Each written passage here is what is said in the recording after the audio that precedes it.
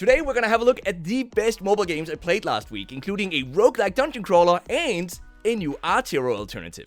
I also just finished my video about the most highly anticipated mobile games of 2022, by the way, so if you haven't watched it yet, go check it out after this video is over. And for now then, let's dive into today's first game called Last Mage Standing. This is a relatively new brawler-like cross-platform multiplayer game that mixes the battle royale, co-op tower defense, and IO genres to create a fun and fast-paced casual experience with both PvE and PvP game modes. So the way this game works is that we first pick one of several unlockable fantasy-themed heroes with typical RPG classes and weapons such as mages, dwarves, and archers. Then we select between the battle royale, destroy the crystal, hold the gold, and tower defense game modes, and fight to be, well, the last man or team standing. Before we go into a match, we can also equip one starting ability, and both our abilities and heroes can be leveled up by gathering enough upgrade scrolls through gameplay. During a match, we then destroy crates to find and equip additional abilities, and if we pick up an ability we've already got equipped, it levels up to become stronger. This is a very fully fledged game, by the way, so it also features a friend system, a guild system, quests, and plenty of abilities and heroes to unlock and level up, and we can even create private games to play only with our friends in. And frankly, it all comes together pretty well in this game. Now, the primary downsides here are that we are definitely sometimes matched against bots, and the paid battle pass and the cash shop allow paying players to progress faster. Thankfully though, everything can also be unlocked over time simply through gameplay. Just like in Brawl Stars, playing a match also costs keys, and once we're out of these keys, we can't progress before they refill again. But importantly, we can always continue playing simply for fun in this game. And that's basically what differentiates this system from a typical energy system. Last Mage Standing monetizes through in-app purchases and incentivized ads for extra rewards, which means it's not a great competitive experience, but to be fair, I also don't think it tries to be a competitive game. It requires online access, takes up 344 megabytes of space, and it shows quite a bit of promise and feels unique, so with enough polish, it might one day turn into one of the better casual multiplayer games on mobile. Next up is a game called Guidus, which is a roguelike dungeon crawler with over 100 unlockable power-ups and 20 fun characters that each have unique stats, a passive skill, and an active ability. But here's the thing though, this game has us progress through completely dark dungeon floors with our vision limited to just the immediate surroundings of our character. Meanwhile, monsters roam each floor in real time, and we navigate left, right, up and down, one tile at a time, attacking these enemies by bumping into them. Most hero classes have very little HP though, so it's important to dodge incoming attacks and utilize our abilities to swiftly destroy all enemies, which also unlocks the stairs to the next floor. During my time with the game though, I easily ended up losing just as much HP to the many traps and obstacles, such as the traditional spiked floor tiles or ice tiles that we uncontrollably skid across. But interestingly, monsters also take damage from these traps, which of course we can use to our advantage. Now, as we progress through these dungeons, we acquire power-ups that spice up the gameplay by improving our stats, adding fire to our every attack, and much more like that. But before we can find these power-ups during gameplay though, we first have to unlock them between playthroughs by paying 1000 gold or watching an advertisement. And that's exactly the same way we unlock new heroes, by the way. 1000 gold or an advertisement. I gotta admit though that a few of these heroes feel almost useless, but on the bright side, they're very quick to unlock and they greatly increase the replayability. Guidus monetizes through occasional forced ads, incentivized ads, and then in-app purchases for additional gold or hourglasses that let us respawn at the last boss we defeated. It can be played offline, takes up only 145 megabytes of space, and the well-balanced difficulty and nicely paced progression create an overall decent gameplay experience for roguelike fans that can easily be enjoyed as a free player. And now it is time for the game I teased in the beginning of this video called Angel Saga. And this is a dark fantasy RPG take on the Archero style gameplay that sets itself apart through much longer play sessions and a dungeon-based structure that has an attempt to finish all 15 floors of increasingly more difficult dungeons full of vicious monsters and bosses. Just like in Archero, our character automatically shoots enemies when we stand still, and whenever we level up during a playthrough, we get to pick between one of 3 random power-ups that last until we die again. What I really like about Angel Saga though is that these power-ups are much more interesting than those found in Archero, and many of them even add powerful abilities that automatically trigger at certain intervals, making the combat much more fun and hectic. The monsters and bosses also all have unique attacks, and they're decently interesting, but our character's attack have such a long range that we never get close to these enemies. Instead, it's basically all about standing still and avoiding incoming bullets, and I mean, this is fine in the more difficult stages where it's tricky to avoid getting damaged, but it does make the early dungeon floors incredibly boring to play through. The English translation also isn't exactly perfect in this game, and although I do enjoy the long play sessions, the difficulty balance is mediocre at best, which means most floors are far too easy until they're suddenly almost impossibly difficult. But the big advantage that Angel Saga has over similar titles is that there's so much more to do in this game, with many different game modes, loot that can be equipped and leveled up, and many other systems that all make the game less repetitive than Archero. Angel Saga monetizes through a battle pass and then in-app purchases that let us obtain more of the energy that we need to play the game, and powerful items that admittedly make the game much easier. It requires online access, takes up 327 megabytes of space, and although the monetization is tolerable, it is definitely one of the game's weakest areas. But still, the game offers more gameplay mechanics than most Archero alternatives, so if that's what you're looking for, you should still consider checking it out. My favorite game of the week is probably Guidus, although I think Last Mage Standing also has a lot of good things going for it. But let me know if you agree or disagree in the comment section down below. Check out Patreon if you want to support the channel and the development of mini review, and then